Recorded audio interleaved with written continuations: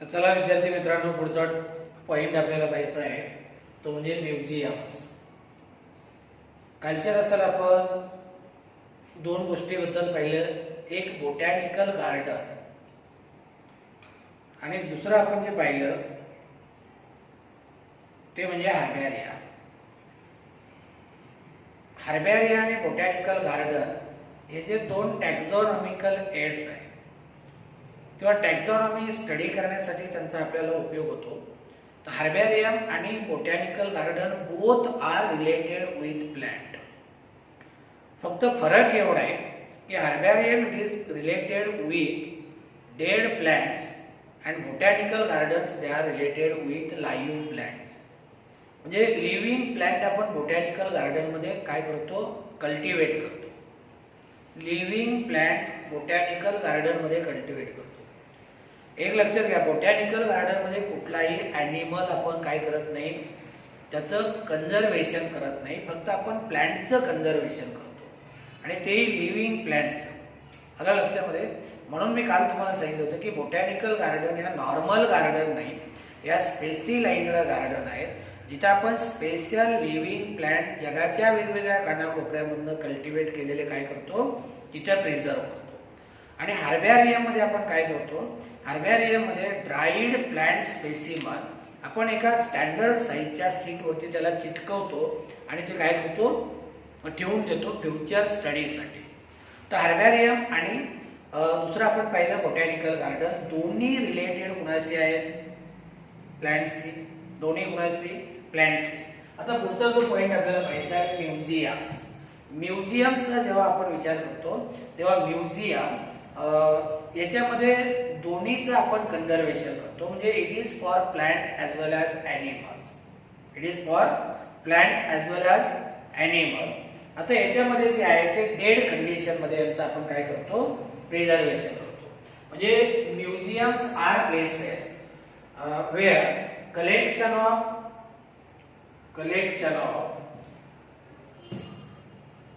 preserved specimen is kept. Say first point, that is museums are places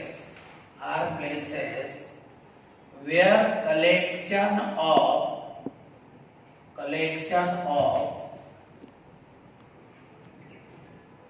preserved specimen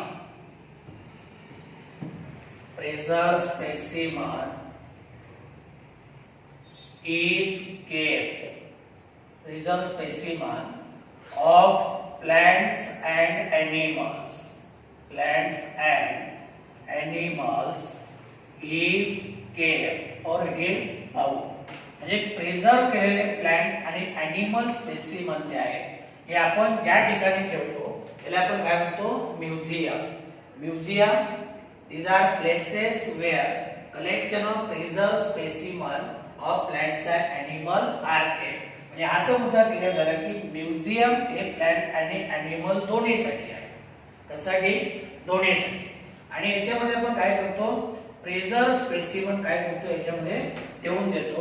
आता याच्यामध्ये जर यांचं preservation पाहिलं तर say plants and animals, plants and animal specimens are preserved in formalin म्हणजे 10 to 40% formaldehyde, 10 to 40% formaldehyde in transparent jar. याच्यामध्ये आपण काय करतो, कुठलाही प्लांट किंवा ॲनिमल स्पेसिमन असेल. आता समजा बघा ही काय घेतली आपण, एक ट्रान्सपरंट जार घेतली.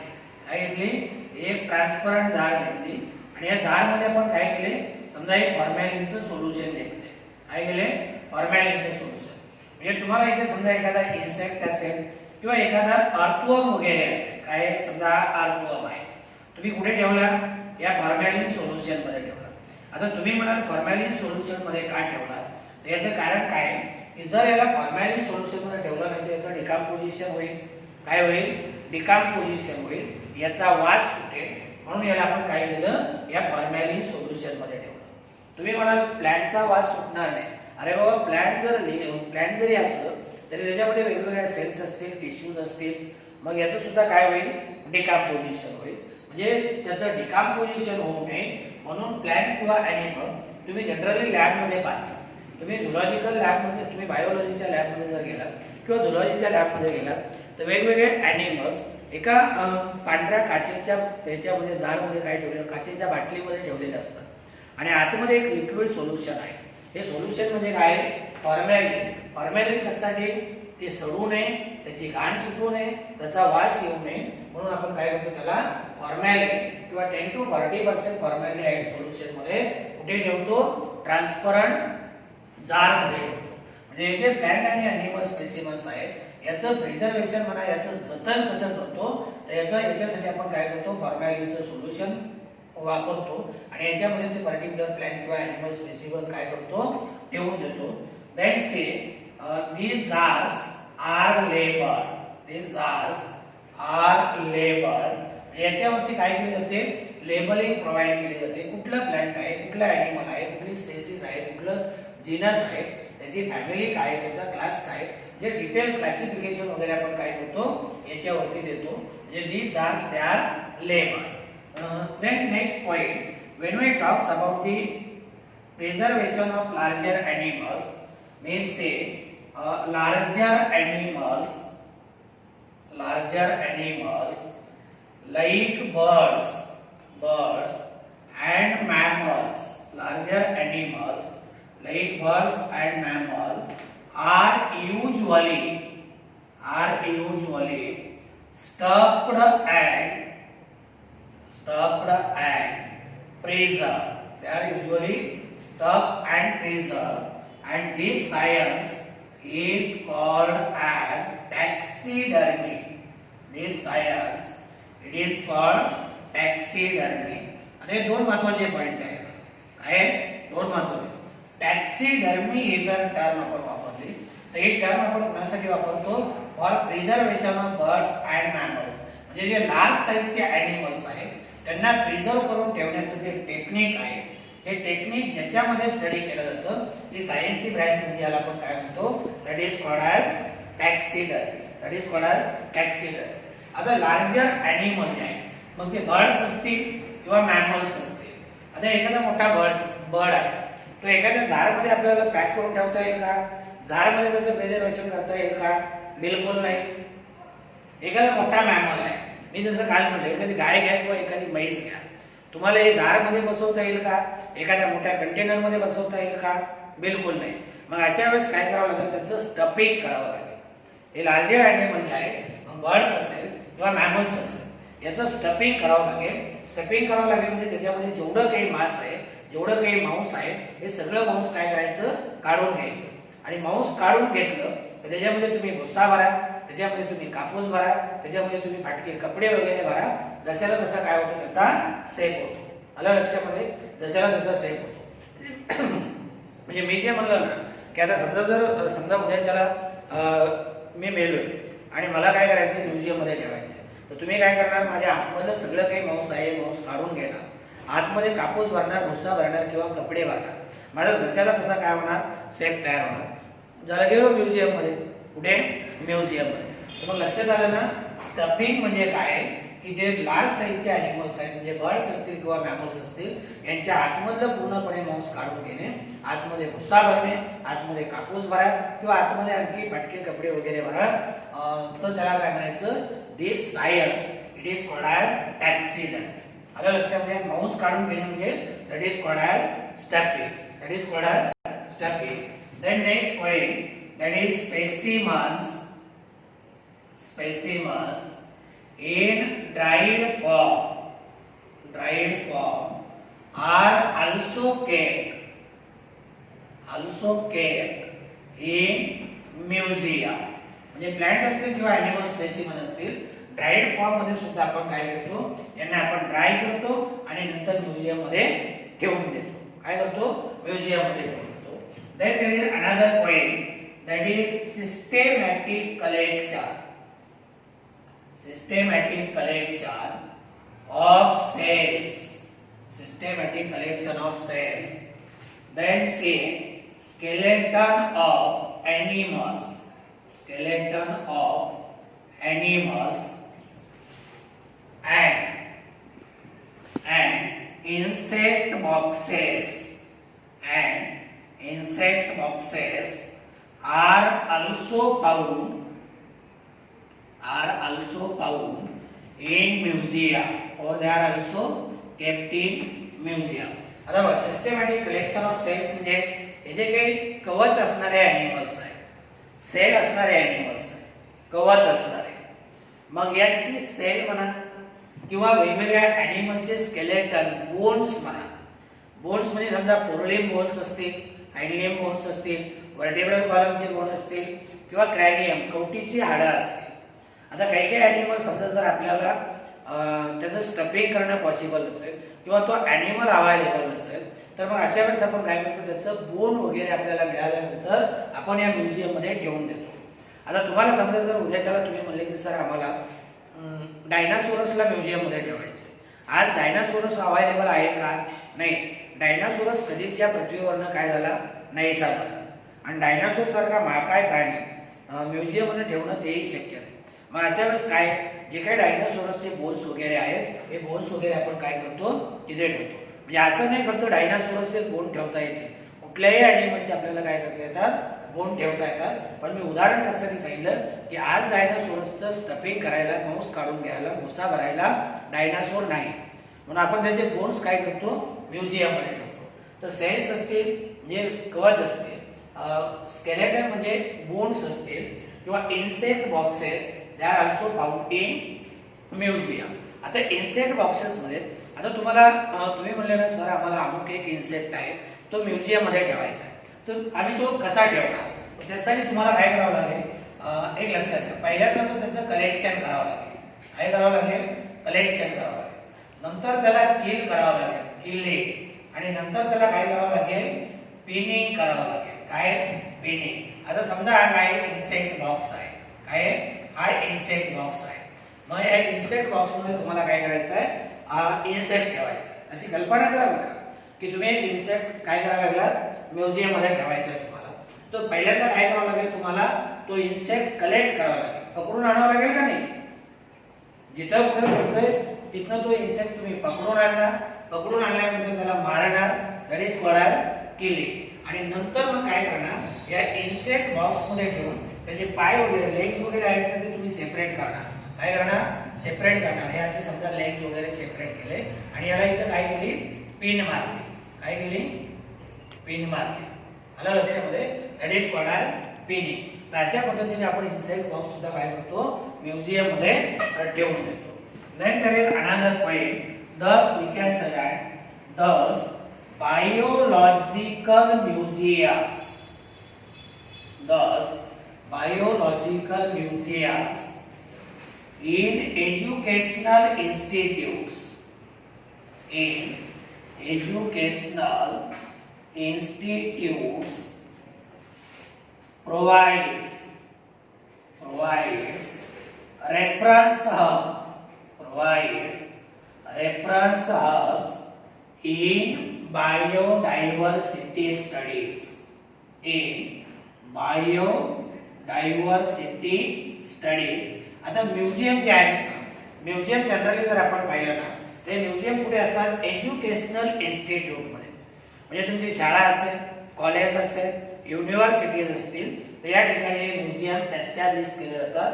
आणि या म्युझियम मध्ये काय वेगवेगळे प्लांट आहेत, वेगवेगळे ॲनिमल्स ते काय प्रिझर्व करून ठेवलेले आहेत. मग त्याचा तुम्हाला अभ्यास करण्यासाठी किंवा जी काही जैवविविधता आहे ती स्टडी करण्यासाठी याचा रेफरन्स म्हणून, याचा एक संदर्भ आपल्याला काय करता येतो, घेता येतो. ते झालं म्युझियम्स बद्दल. मग लक्षात आलं ना, म्युझियम मध्ये काय की प्लांट आणि ॲनिमल स्पेसिमन प्रिझर्व करून ठेवले. ते कुठल्या फॉर्म मध्ये, डेड फॉर्म मध्ये. दुसरी गोष्ट काय की त्यांना जर आपल्याला प्रिझर्व करायचे तर प्रिझर्वेटिव्ह सोल्युशन आपण वापरतो ते म्हणजे फॉर्मॅलिन. तर त्याला आपण 10 to 40% फॉर्मॅलिन म्हणतो. आणि मग हे कुठे ठेवतो, जार मध्ये. त्या जार वरती आपण लेबल देतो आणि जर लार्जर ॲनिमल्स असतील तर त्याचं आपण स्टफिंग करतो, म्हणजे त्याच्यामधलं मांस काढून घेतो आणि नंतर त्याच्यामध्ये भुसा भरतो. याला आपण काय म्हणतो, टॅक्सिडर्मी म्हणतो. काय म्हणतो, टॅक्सिडर्मी. ड्राईड स्पेसिमन सुद्धा काय केले जातात, म्युझियम मध्ये ठेवले जातात. म्युझियम मध्ये आणखी काय, वेगवेगळ्या ॲनिमलचे सेल्स असतील, कवच, वेगवेगळ्या ॲनिमलचे स्केलेटन बोन्स असतील, किंवा इन्सेक्ट बॉक्सेस, म्हणजे इन्सेक्ट कलेक्ट करायचा, इन्सेक्ट पकडायचा, तो मारायचा आणि मग पिनच्या साहाय्याने त्याला काय करायचं, त्या इन्सेक्ट बॉक्स मध्ये फिट करून ठेवायचं. ते तिथे सापडत आहेत. आणि बहुतेक करून जर आपण पाहिलं तर हे म्युझियम कोण एस्टॅब्लिश करते, museums these are established by educational institute. Educational institute म्हणजे स्कूल्स असतील, कॉलेजेस असतील, युनिव्हर्सिटीज असतील, आणि जी काही जैवविविधता आहे, वेगवेगळे ॲनिमल त्याची जर आपल्याला स्टडी करायची असेल तर या म्युझियमचा काय होतो, रेफरन्स म्हणून आपल्याला उपयोग होतो. ते झालं म्युझियम बद्दल. त्याच्यानंतर पुढची एक टर्म आहे, that is zoological parks. Zoological parks.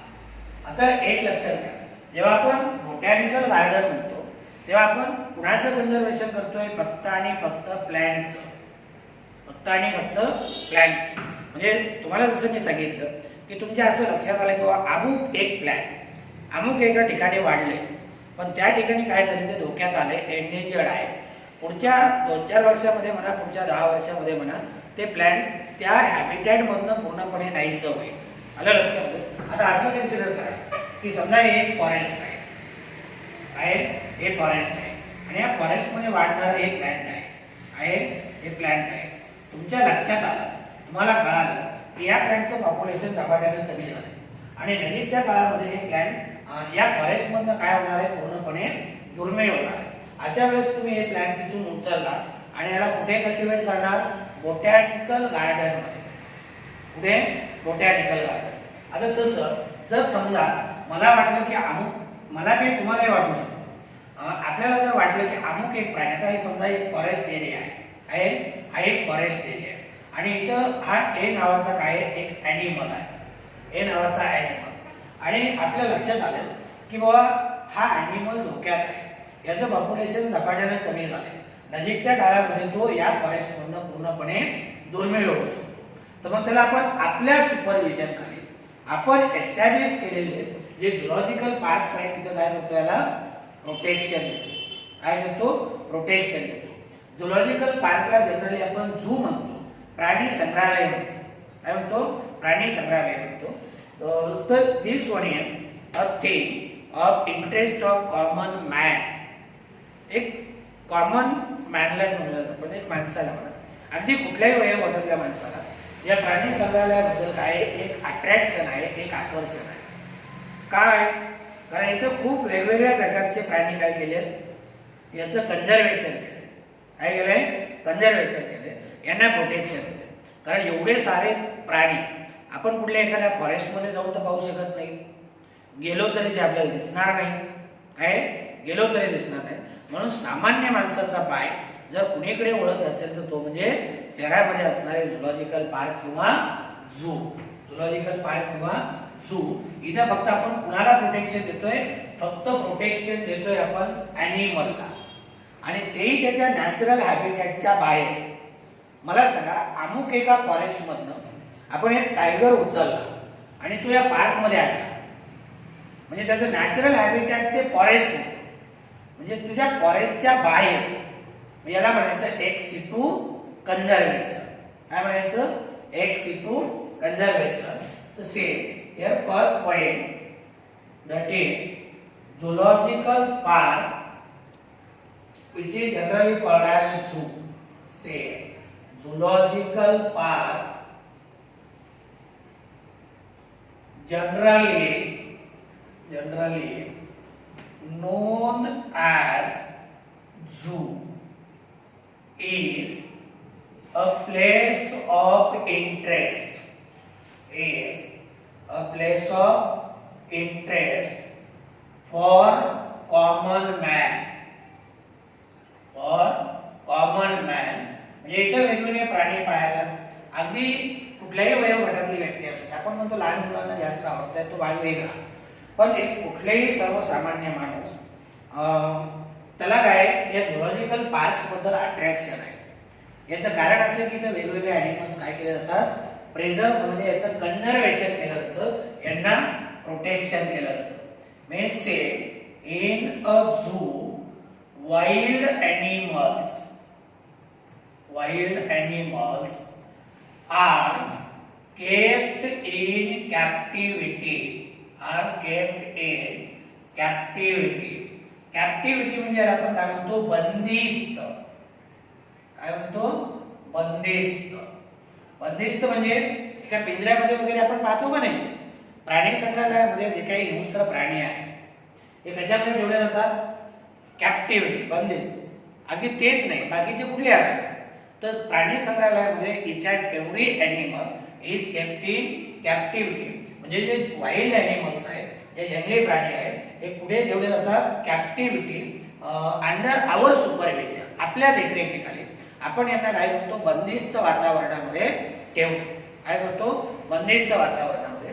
पण जरी बंदिस्त वातावरणामध्ये ठेवलं तरी काळजी आपण काय घेतो की त्यांना तिथे जे नॅचरल हॅबिटॅट मिळत होतं, कुठे, फॉरेस्टमध्ये, ते शक्यतो काय झालं पाहिजे, मिळालं पाहिजे. May say they are protected and care is taken to provide conditions. Care is taken to provide conditions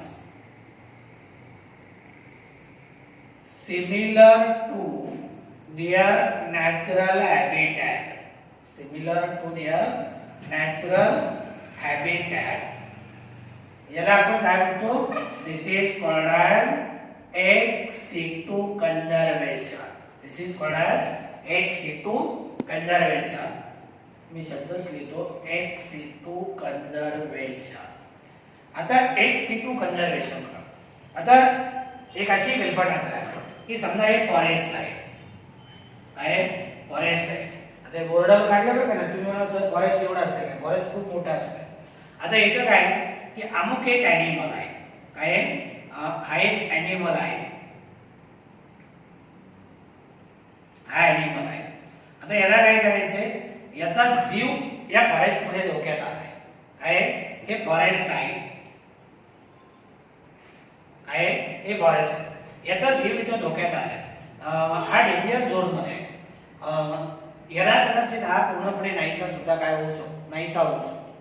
मग आपण काय करणार, याला तिथून उचलणार आणि कुठे आणणार. आता इथं बघा एक झुलॉजिकल पार्क आहे किंवा एक आहे झू आहे, प्राणी संग्रहालय.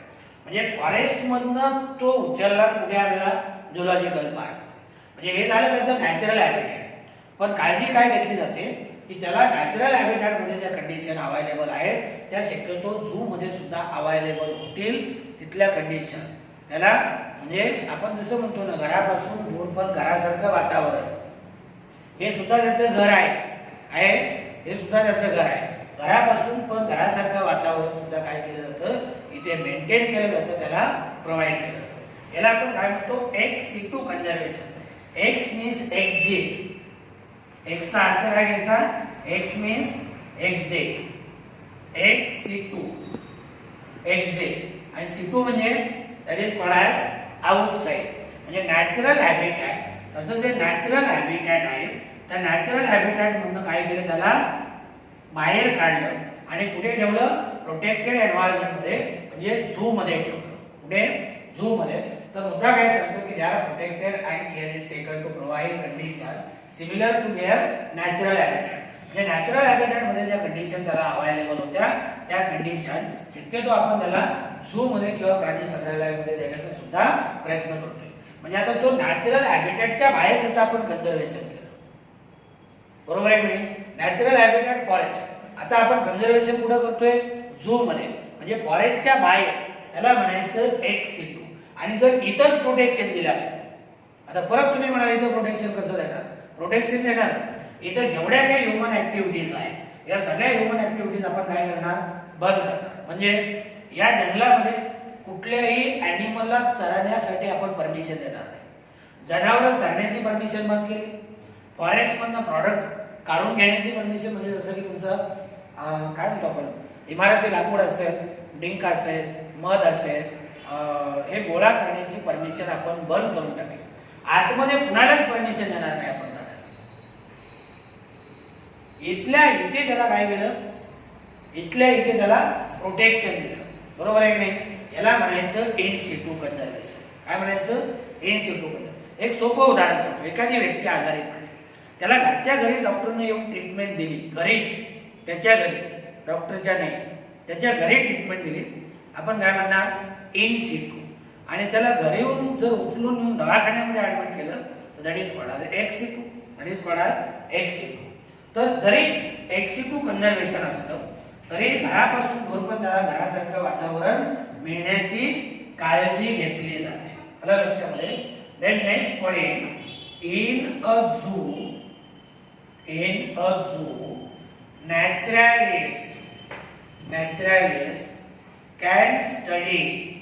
naturalist can study food habits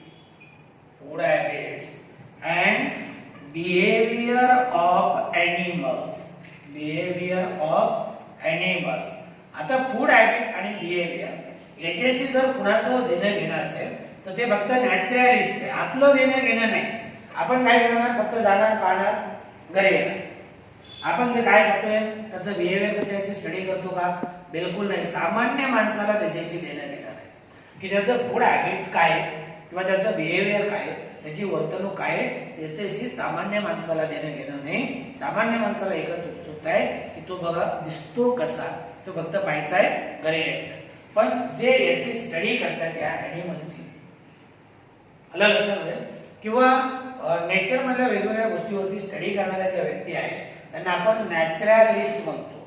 यांना ज्याच्यामध्ये इंटरेस्ट आहे, आलं लक्षामध्ये, प्लांट ॲनिमल स्टडी करण्यामध्ये ज्यांना इंटरेस्ट असतो, जे त्यांचा अभ्यास करण्यात एंगेज आहे त्यांना आपण नॅचरलिस्ट म्हणतो. आलं लक्षामध्ये? म्हणजे एक प्रकारचा नाद आहे यांना. काय नाद? आता प्रत्येकाला नाद असतो पण प्रत्येकाचा नाद वेगळा आहे, यांचा वेगळा आहे. हे नॅचरलिस्ट आहे. म्हणजे त्या झू मध्ये जाऊन काय करतील? प्रत्येक ॲनिमलचं फूड हॅबिट काय करतील? स्टडी करतील. किंवा कुठल्या प्रकारचं फूड मटेरियल याला आवडते, कुठल्या प्रकारचं फूड मटेरियल हा प्रेफर करतोय, कुठल्या प्रकारचं फूड मटेरियल याच्यासाठी नको आहे, ते डिटेल स्टडी करतील. त्याचं बिहेवियर स्टडी करतील. अमुक एक समजा लायन असेल, टायगर असेल किंवा आणखी रॅबिट असेल, त्याचा मूड चांगला असताना त्याचं बिहेवियर कसं असेल किंवा मूड खराब असताना त्याचं बिहेवियर कसं असेल, मेल आणि फिमेल मॅटिंग करतानाचं बिहेवियर कसं असेल, म्हणजे एकंदरीत त्याची जी वर्तणूक आहे, त्याचं जे बिहेवियर आहे, त्याचा अभ्यास काय करता येतो? जवळून करता येतो. मला लक्षामध्ये. तर याला म्हणायचं झुलॉजिकल पार्क. झुलॉजिकल पार्क मध्ये एकच आहे की वेगवेगळ्या ठिकाणी असणारे वेगवेगळे ॲनिमल जे की दुर्मिळ होण्याच्या मार्गावर आहेत. आता शेवटी हे ॲनिमल म्हणजे आपली काय संपत्ती आहे, काय आपली संपत्ती. मला सांगा, वाघाचं जतन करण्यासाठी आपण दरवर्षी करोडो रुपये खर्च करतो. आपल्याकडे पैसे जास्त झाले का? बिलकुल नाही. कारण ती आपली राष्ट्रीय संपत्ती आहे. काय? राष्ट्रीय संपत्ती आहे. तर आपण काय करतोय? असे झुलॉजिकल पार्क एस्टॅब्लिश करतो. आता फक्त त्याच्यामध्ये वाघ आहे, सिंह आहे असं नाही, सगळे ॲनिमल आहे. काय? सगळे ॲनिमल आहे. तुम्ही पुण्यामध्ये जर कोथरूडच्या आसपास गेला तर राजीव गांधी नॅशनल पार्क आहे, तिथं जाऊन बघा. केरळमध्ये गेला तर कन्नूरला स्नेक पार्क आहे, तिथे सगळ्या प्रकारचे साप तुम्हाला सांगतो, त्याचं आपण कन्झर्वेशन करतोय. तुम्ही मद्रासला गेलात, चेन्नई माहिती ना, चेन्नई, मद्रासचं जुनं नाव, तर तिथं मद्रास क्रोकोडाईल बँक आहे. तिथं सगळ्या प्रकारचे काय येतं? क्रोकोडाईल आहे. म्हणजे आपण यांना काय करतो? ही सगळी एक लक्षात घ्या, फक्त वाघन सिंहच आपली राष्ट्रीय संपत्ती आहे असं नाही. प्रत्येक प्राणी आपली काय राष्ट्रीय संपत्ती आहे, त्याचं जतन करणं आपलं काम आहे. आणि जेव्हा ते धोक्यात येते तेव्हा त्यांना आपण काय करतो?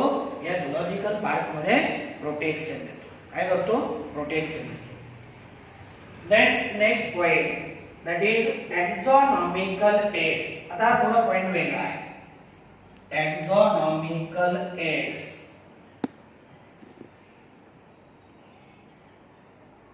taxonomical aids. आता समजा मी कुठेतरी ट्रिप वरती गेलो, समजा तामिळनाडूला मी ट्रिपला गेलो, तामिळनाडूला कोडाईकनाल फिरण्यासारखं ठिकाण आहे, तिथे गेलो. किंवा मी महाबळेश्वरला गेलो. जास्त लांब जाण्यापेक्षा इथं जवळच जातो महाबळेश्वरला. आणि महाबळेश्वरमध्ये एखादा ॲनिमल मला सापडला, एखादा प्राणी मला सापडला, एखादा प्लॅन्ट मला सापडला. पण त्या प्लॅन्टबद्दल मला, त्या ॲनिमलबद्दल काहीच माहीत नाही. काहीच माहीत नाही. मग ते माहीत करून घेण्यासाठी काही गोष्टीची मी मदत घेणार. काय करणार? काही गोष्टीची मी मदत घेणार.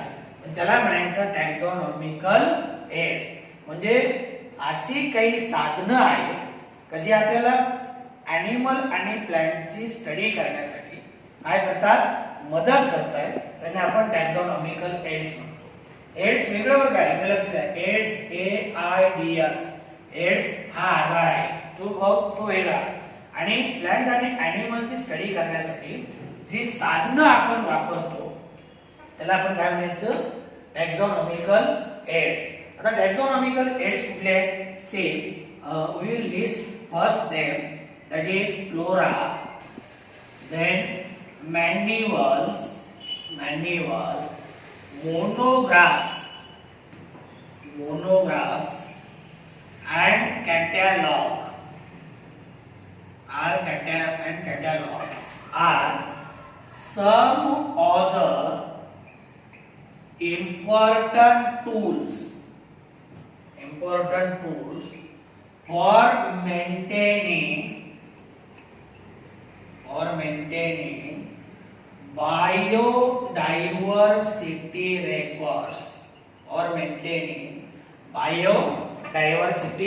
records.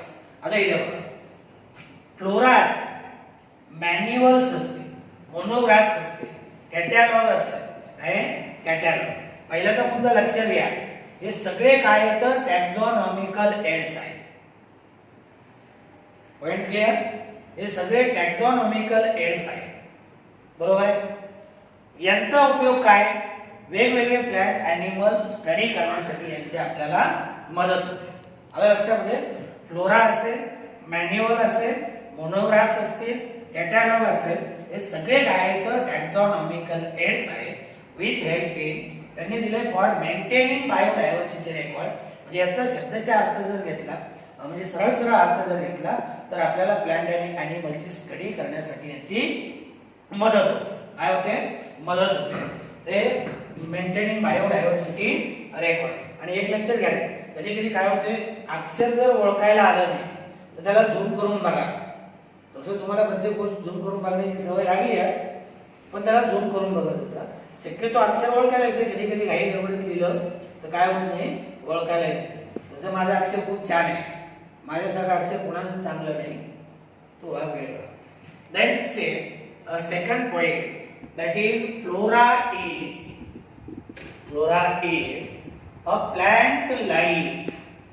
Flora is plant life occurring in a particular area. आता फ्लोरा एक लक्षात घ्या. फ्लोरा ही जी टर्म आहे ना, आपण बायोमध्ये दोन गोष्टी कायम वापरतो. काय? दोन वर्ड. इथे बघा, पहिलं जे आहे ना ते फ्लोरा आणि दुसरं जे आहे ना फौना. फ्लोरा आणि फौना. फ्लोरा ही टर्म जी आहे ना ही फक्त आपण प्लांट साठी वापरतो आणि फौना ही टर्म जी आहे ना ही आपण ॲनिमल साठी वापरतो. आता मी जर म्हणलं तुम्हाला बरोबर, फ्लोरा ही टर्म कुणाशी रिलेटेड आहे, तुम्ही पटकन काय सांगणार? प्लांट्स. फ्लोरा हे नाव कुठेही आलं काय सरळ काय समजायचं? That is related with plant. आणि फौना ही टर्म आली तर that is related with animals. आता आपण काय कुणाशी बोलतोय? Flora. Flora is plant life occurring in a particular area. आता तुम्ही मला म्हणाल की सर फ्लोरा म्हणजे नेमकं काय? मी सांगितलं तुम्हाला प्लॅन्ट आहे, बरोबर आहे. मग तुम्ही म्हणाले फ्लोरा म्हणजे प्लॅन्ट आहे का? हे नाही. फ्लोरा ही टर्म प्लॅन्टशी रिलेटेड आहे, पण फ्लोरा हे एक प्रकारचं बुक आहे. काय? एक प्रकारचं बुक आहे, एक पुस्तक आहे. मग या पुस्तकामध्ये काय की एका पर्टिक्युलर एरियामध्ये जेवढे काही प्लॅन्ट आहेत या सगळ्या प्लॅन्टची तिथं नावं आहे, सगळी डिटेल माहिती आहे. आता तुम्ही परत म्हणा डिटेल माहिती काय हो? डिटेल माहिती म्हणजे त्याचं हॅबिटॅट काय, डिस्ट्रीब्युशन काय, त्याचं सायंटिफिक नेम काय, त्याचं लोकल नेम काय, सगळी माहिती. बरोबर आहे. उदाहरण सांगायचं झालं, मी जर म्हणलं flora of Ahmednagar, flora of Ahmednagar म्हणजे फ्लोरा ऑफ अहमदनगर नावाचं पुस्तक आहे. काय हे पुस्तक आहे? समजा मी लिहिले, कोण लिहिले? मी लिहिले. मग आता फ्लोरा ऑफ अहमदनगर म्हणतो म्हणजे याचा अर्थ काय की या पुस्तकामध्ये नगर जिल्ह्यामध्ये जेवढे काही प्लॅन्ट्स आहेत या प्लॅन्टची काय आहे? डिटेल माहिती आहे, डिटेल माहिती आहे. किंवा आणखी एक पुस्तक लिहिलं flora of Beed, flora of Beed म्हणजे बीड जिल्ह्यामध्ये जेवढी काही सगळी प्लॅन्ट सापडत आहेत याची नावं, याची डिटेल माहिती कुठे? फ्लोरामध्ये. आलं लक्षामध्ये? म्हणजे तुम्हाला एखाद्या पर्टिक्युलर एरियामध्ये कुठले प्लॅन्ट्स आहेत हे जर माहीत करून घ्यायचं असेल तर तुम्ही कुठलं पुस्तक घेणार? फ्लोरा. कुठलं पुस्तक घेणार? फ्लोरा. आलं लक्षामध्ये? तर flora is a plant life occurring in a particular area. चला पुढचा पॉइंट आपल्याला पाहायचा आहे तो म्हणजे मोनोग्राफ्स बद्दल. मोनोग्राफचं काम काय? से monograph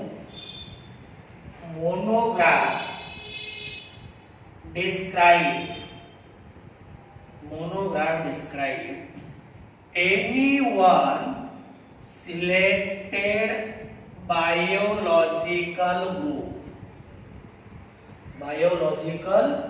group and manuals they provides information. आता ऍक्च्युअली हा जो पॉइंट आहे ना त्यांनी एवढा क्लिअर करून दिला नाही. काय एवढा क्लिअर करून?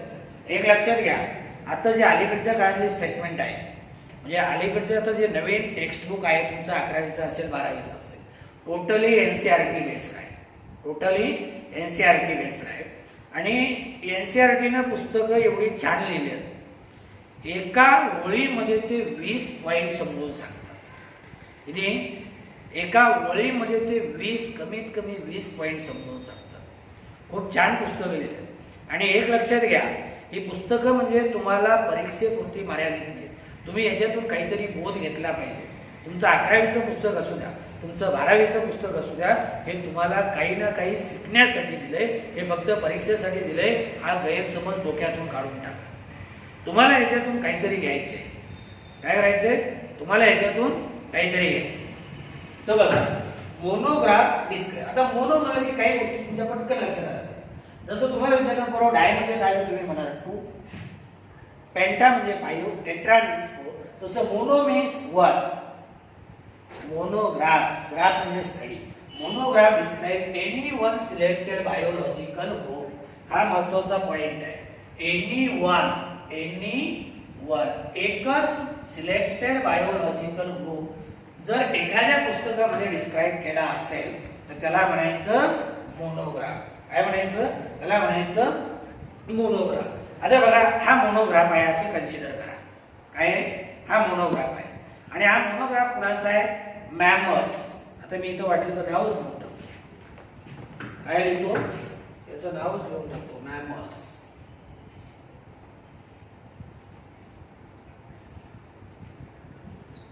मग जसं फ्लोरा पुस्तक आहे तसं मोनोग्राफ सुद्धा काय एक बुक आहे. आता हे काय? हा मोनोग्राफ जो आहे तो कुणाचा आहे? मॅमल्स. कुणाचा? मॅमल्स. म्हणजे याचा अर्थ काय? Monograph describe any one selected biological group. म्हणजे इथं फक्त या पुस्तकामध्ये कुणाची माहिती असणार? फक्त मॅमल्सची, बाकीची नाही. म्हणजे तुम्ही म्हणाल या पुस्तकामध्ये अर्थवर्मची माहिती असेल का? अजिबात नाही. फक्त माहिती कुणाची आहे? मॅमल्स. तुम्ही म्हणाल सर याच्यामध्ये टेपवर्मची माहिती असेल का? राऊंडवर्मची माहिती असेल का? बिलकुल नाही. पोरांनो याच्यामध्ये फक्त कुणाची माहिती आहे? मॅमल्स. आलं लक्षामध्ये? कारण एक बायोलॉजिकल स्पेसिस जे पुस्तक डिस्क्राइब करते किंवा एका बायोलॉजिकल स्पेसिसची माहिती या पुस्तकात आहे त्याला म्हणायचं मोनोग्राफ. काय म्हणायचं? त्याला म्हणायचं मोनोग्राफ. लक्षात आलं? आता याच्याऐवजी समजा मी याला कट करतो आणि इथे मी लिहिलं, काय लिहिलं, दुसरंच काहीतरी लिहूयात आपण, वर्टिब्रेट्स लिहूयात. काय ते बघा, मी लिहिलं इथं वर्टिब्रेट्स. काय लिहिलं? वर्टिब्रेट्स. आता हा मोनोग्राफ आहे, हे एक पुस्तक आहे, पण याच्यामध्ये सगळी माहिती फक्त कुणाची आहे? वर्टिब्रेटची, फक्त वर्टिब्रेटची. तुम्ही म्हणा सर याच्यात एखादा इनवर्टिब्रेट आहे का? नाही, अजिबात नाही. फक्त कोण येतं? वर्टिब्रेट. आणि वर्टिब्रेट कुणाला म्हणायचं? ज्यांना पाठीचा कणा आहे त्यांना. कुणाला? पाठीचा कणा असणारे वर्टिब्रेट्स, त्यांचीच माहिती याच्यामध्ये. आणि ज्यांना पाठीचा कणा नाही त्यांना आपण काय म्हणतो? इनवर्टिब्रेट. मग लक्षात आलं? मोनोग्राफ हे असं एक पुस्तक आहे ज्याच्यामध्ये सगळी माहिती ही एकाच बायोलॉजिकल स्पेसिसची आहे. आणि तिसरं पुस्तक आलं मॅन्युअल. आता मॅन्युअल काय भानगड आहे? Manual provides information. आता पर्टिक्युलर प्लांट असेल किंवा ॲनिमल असेल त्याची इन्फॉर्मेशन, आता इन्फॉर्मेशन कुठली? फक्त त्याचं सायंटिफिक नेम आणि त्याचं डिस्ट्रीब्युशन काय केलं जाईल? त्याची माहिती दिली. म्हणजे एखादा प्लांट असेल, एखादा ॲनिमल असेल, त्याचं सायंटिफिक नेम आणि त्याचं डिस्ट्रीब्युशन हे कुठे कुठे सापडते याची माहिती ज्या पुस्तकात असते त्याला म्हणायचं मॅन्युअल. काय म्हणायचं? त्याला म्हणायचं मॅन्युअल. आता फ्लोरा संपला, मोनोग्राफ संपला, मॅन्युअल. नंतर पुढचा आला की. आहे की से keys in identification is in identification of a particular species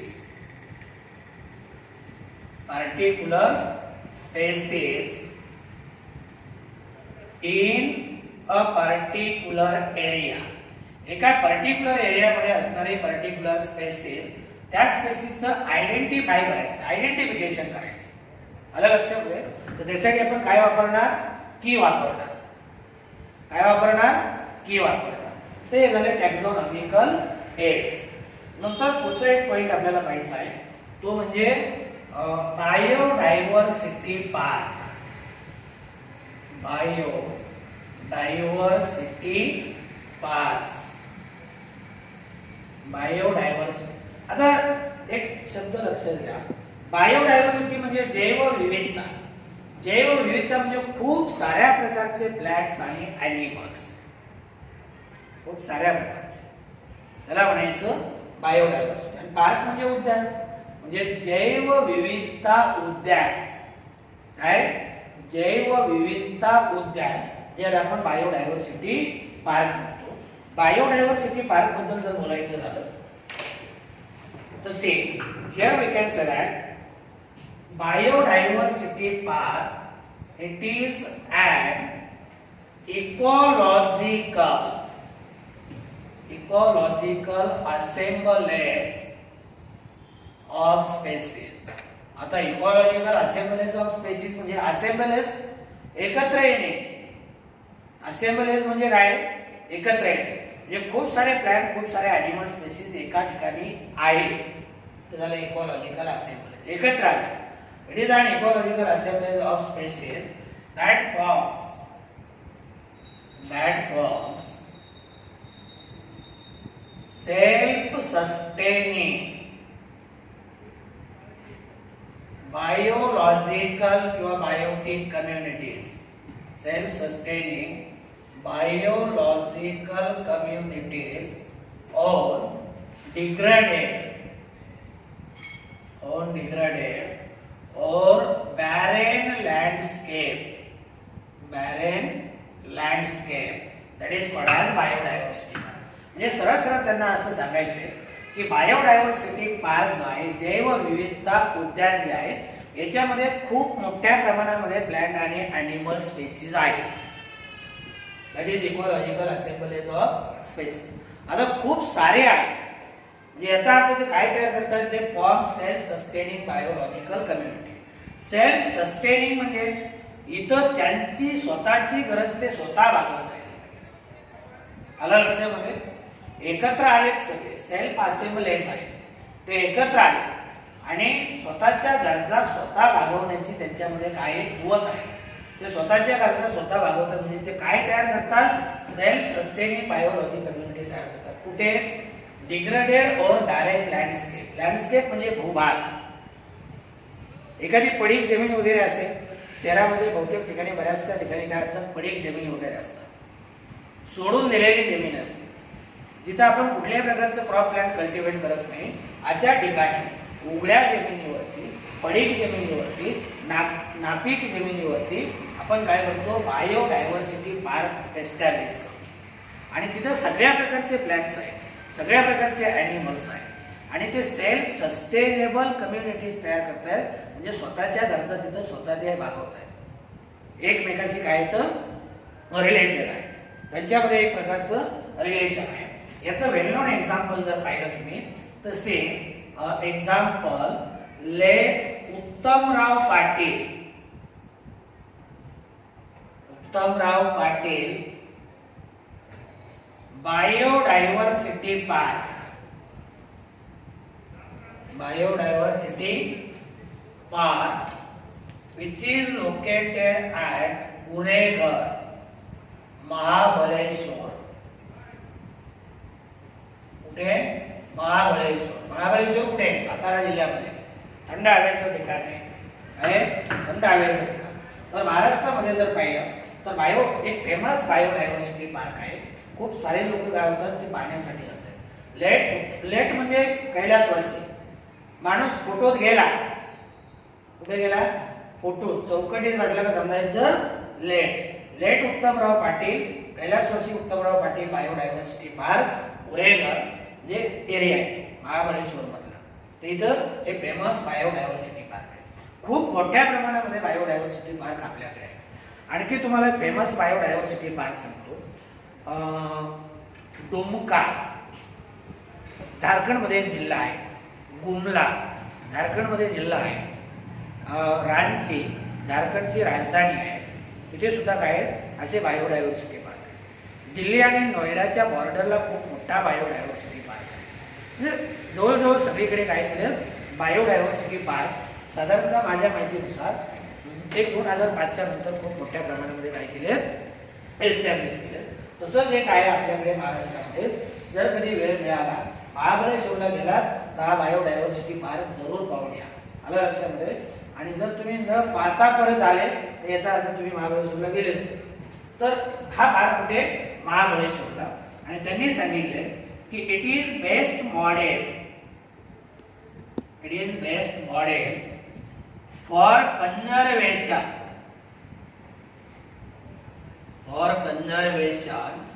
of natural heritage in urban area. Urban म्हणजे टाउन, शहरी भागामध्ये. पुढे शहरी भागामध्ये जैवविविधता उद्यान तयार करणं म्हणजे जे काय आपले नॅचरल हेरिटेज आहे, जो काही आपला नैसर्गिक वारसा आहे, जे काही आपली नैसर्गिक संपत्ती आहे जी आपण इथं जतन करून ठेवतो, हे याचं बेस्ट एक्झाम्पल आहे.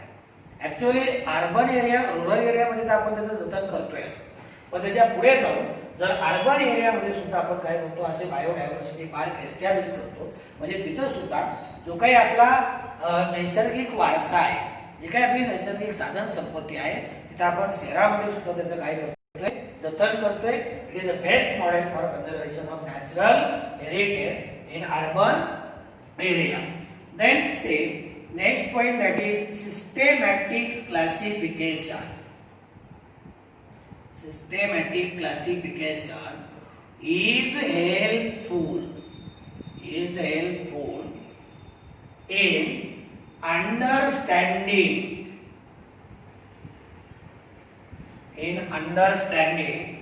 interrelations. म्हणजे याच्यामध्ये काय करतोय? आपण सिस्टमॅटिक क्लासिफिकेशन करतोय तिथं.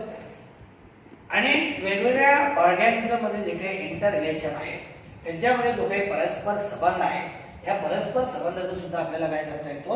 अभ्यास करता येतो. लक्षामध्ये? कारण निसर्गामधली प्रत्येक गोष्ट एकमेकाशी निगडीत आहे. प्रत्येक गोष्ट एकमेकाशी निगडीत आहे. तुम्हाला उदाहरण सांगतो. आता तुम्ही म्हणाल सर याचं एखादं उदाहरण, तर मी सांगितलं की समजा अमुक एका ठिकाणी पावसाचं प्रमाण जास्त आहे.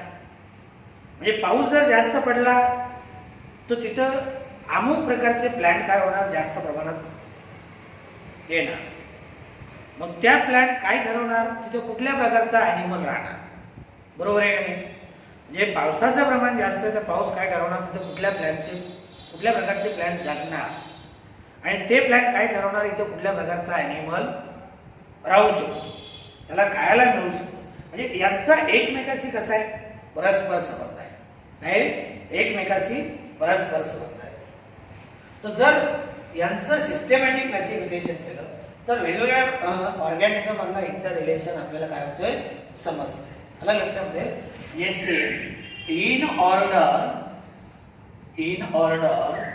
To understand interrelation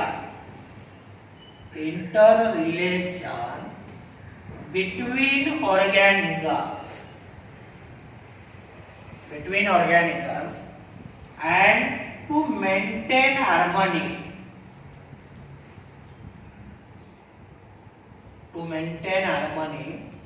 on planet Earth, study of biodiversity park, it is must or it is compulsory.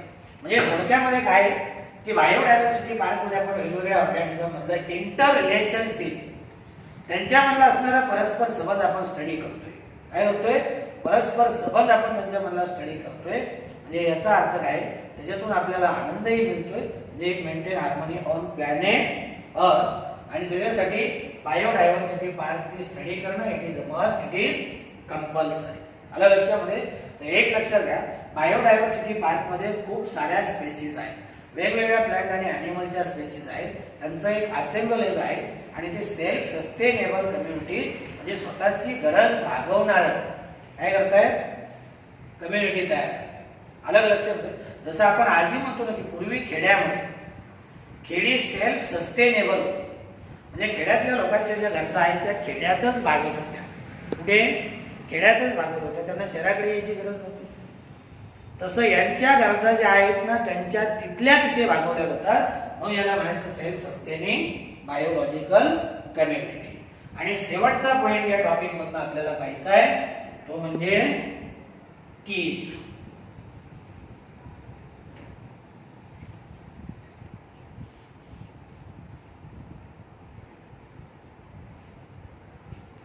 Last point, that is key.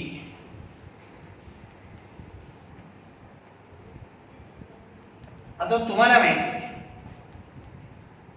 की एखादं घराचं लॉक आपल्याला उघडायचं आहे तर त्यासाठी काय लागणार, की लागणार.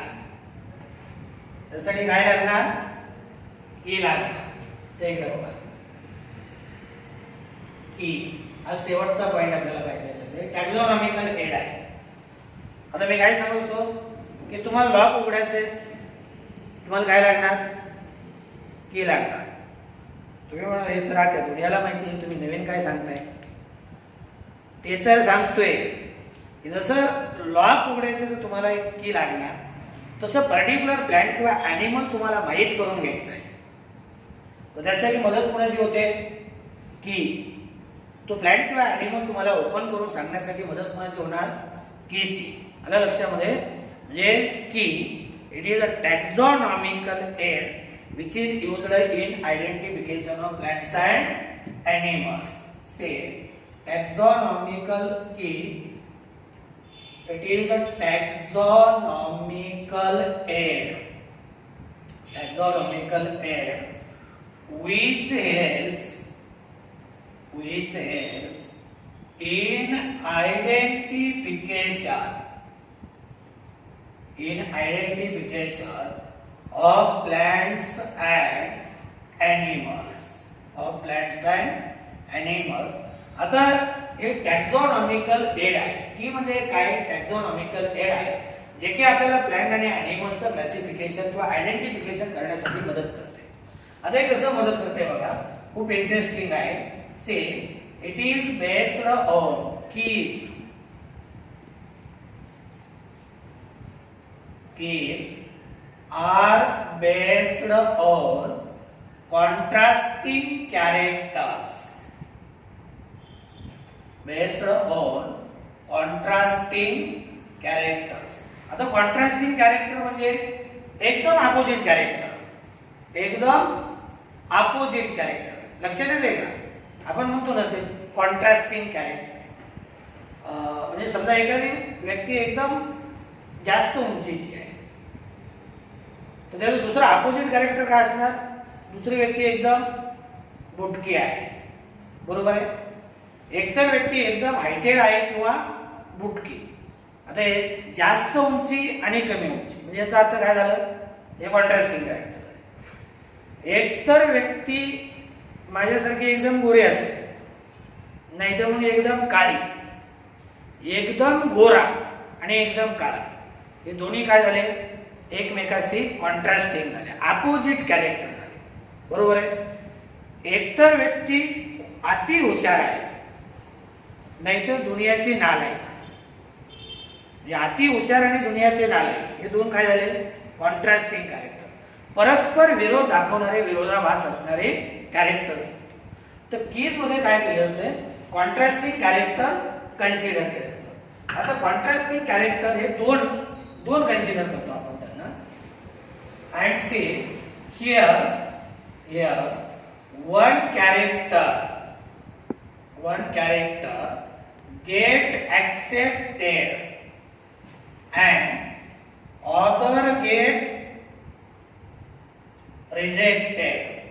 other get rejected. म्हणजे कॉन्ट्रास्टिंग कॅरेक्टरची पेअर असते. आता जेव्हा पेअर असते तेव्हा त्याला आपण कपलेट म्हणतो. याच्यामध्ये वन कॅरेक्टर गेट ऍक्सेप्टेड आणि दुसरं कॅरेक्टर आपोआपच काय होतं?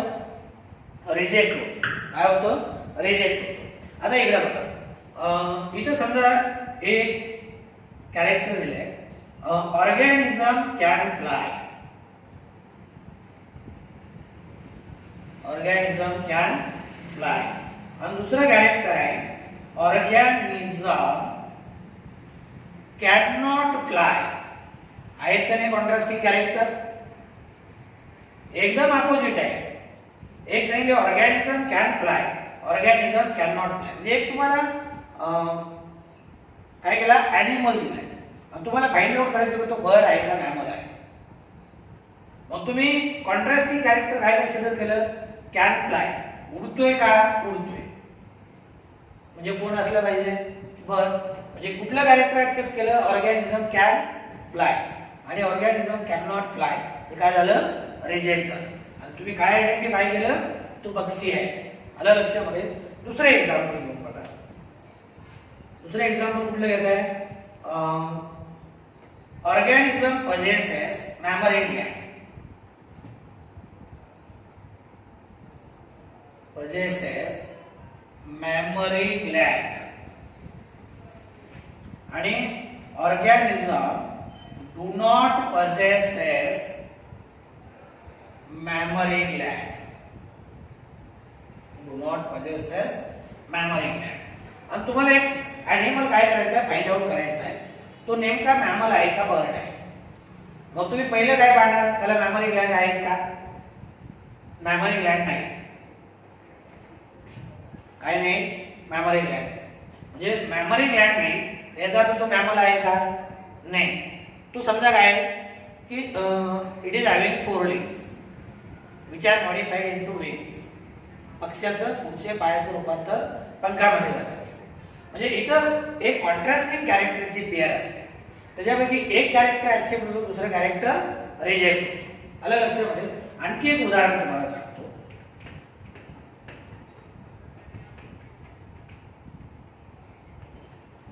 एक पर्टिक्युलर ॲनिमल तुम्हाला इथे दिला आहे. काय गेलाय? ॲनिमल तुम्हाला दिला. मग तुम्हाला फाइंड आउट करायचं आहे तर तो ह्युमन बिईंग आहे किंवा नाही. ह्युमन बिईंग आहे किंवा नाही. मग तुम्ही कॉन्ट्रास्टिंग कॅरेक्टर काय वापरणार? Presence of memory Gland. Presence of memory Gland. आणि याचं कॉन्ट्रास्टिंग कॅरेक्टर काय आहे? Absence of memory Gland. आता जेव्हा तुम्ही तो ॲनिमल पाहिला तेव्हा तुमच्या लक्षात काय आलं? मॅमरी ग्लँड आहे. बरोबर आहे, मॅमरी ग्लॅंड आहे. मग मॅमरी ग्लॅंड आहे म्हणजे तुमच्या काय लक्षात आलं, तो काय आहे, मॅमल आहे. काय आहे, मॅमल आहे. आता हे जे एक स्टेटमेंट झालं ना, याला म्हणायचं लीड. आता आपल्याला पुढे लीड मिळाली किंवा हा मॅमल आहे. काय आहे, हा मॅमल आहे. मग आता परत तो मॅमल मध्ये नेमका कोण आहे, तो मंकी आहे का, एप आहे का, आणखी ह्युमन बीइंग आहे, आपल्याला फाइंड आउट करायचे. मग इथं तुम्ही काय केलं, त्याचं क्रॅनियल कॅपॅसिटी 1450 घेतली आणि क्रॅनियल कॅपॅसिटी लेस दॅन 450. मग तुम्हाला लक्षात आलं की याची क्रॅनियल कॅपॅसिटी, मेंदूची क्षमता 1450 आहे. मग कोण कन्सिडर झाला, कोण झाला, तो ह्युमन. बरोबर आहे, कोण झाला, ह्युमन. तुम्ही काय सांगतो की keys are based on contrasting character. दोन opposite character, presence of memory gland, absence of memory gland, presence of wing, absence of wings, can fly, cannot fly, contrasting character पैकी एक ऍक्सेप्ट होणार, दुसरं रिजेक्ट होणार. एक ऍक्सेप्ट, दुसरं reject. आणि याच्यामध्ये काय केलं होते, हे जे प्रत्येक स्टेटमेंट आहे, हे एक स्टेटमेंट आहे, हे एक स्टेटमेंट आहे. या प्रत्येक स्टेटमेंटला काय म्हणायचं, लीड म्हणायचं. ईच स्टेटमेंट ऑफ की, याला काय म्हणणार, लीड. याला सुद्धा काय म्हणणार, लीड. पण की मध्ये किती लीड आहे, 2, म्हणून याला म्हणायचं कपलेट पेयर. पण कपलेट पैकी एक रिजेक्ट, दुसरं ऍक्सेप्ट. आलं लक्षामध्ये. म्हणजे बघा, ईच स्टेटमेंट ऑफ की, ईच स्टेटमेंट ऑफ की is called lead. It is called as lead. Presence of memory gland, हे एक स्टेटमेंट आहे. काय झालं, लीड म्हणायचं. absence of memory gland, हे एक स्टेटमेंट झालं. काय म्हणायचं, लीड म्हणायचं. organism can fly, हे एक स्टेटमेंट झालं. म्हणजे काय झालं, it is called as lead. तर each statement of key, it is called as lead. And say normally keys are analytical in nature. Normally keys are analytical in nature. Analytical म्हणजे आपण keys कशासाठी वापरल्या, keys आपण वापरल्या analysis. मला सांग, आपण पाहिलं का नाही, तो जो ॲनिमल आहे त्याला मेमरी ग्लॅंड आहेत किंवा नाही, आपण अनालिसिस केलं. काय केलं, त्याचं अनालिसिस केलं, विश्लेषण केलं. तो उडतोय का, उडत नाही, काय केलं, अनालिसिस, विश्लेषण. म्हणजे कीचा वापर आपण कशासाठी करतो, अनालिसिस करण्यासाठी, विश्लेषण करण्यासाठी. आणि म्हणून आपण काय म्हणतो, keys they are analytical in nature. Keys they are analytical in nature. तर किती, मी जसं सांगितलं होतं, मी तरी तुम्हाला सांगितलं होतं 4 पिरियड लागतील. एकदम छोटा टॉपिक आहे. किती पिरियड मध्ये संपला, 3. ऍक्च्युअली 3 सुद्धा जास्त झाले. करत होतो 1 ते 1.5 तासामध्ये संपायला. तरी पण आपण व्यवस्थितरित्या कंप्लीट केलाय, कव्हर केलाय 3 तासामध्ये. आणि हा टॉपिक आपल्याला लिव्हिंग वर्ल्ड सेम नावानं एनसीईआरटी मध्ये आहे. एनसीईआरटी मध्ये खूप डिटेल आहे. पण एक लक्षात घ्या, आपले जे टेक्स्टबुक मधले बोर्डाच्या पहिले 2 टॉपिक आहेत ना, ते टॉपिक एनसीईआरटी मध्ये एकाच टॉपिक मध्ये आहेत. म्हणून ताबडतोब आपल्याला काय करायचंय, याच्या नंतरचा टॉपिक पाहायचा आहे. आलं लक्षामध्ये, याच्या पुढचा टॉपिक पाहायचा आहे आणि नंतर मग आपण एनसीईआरटी मधनं त्या टॉपिकला डिटेल पाहूया.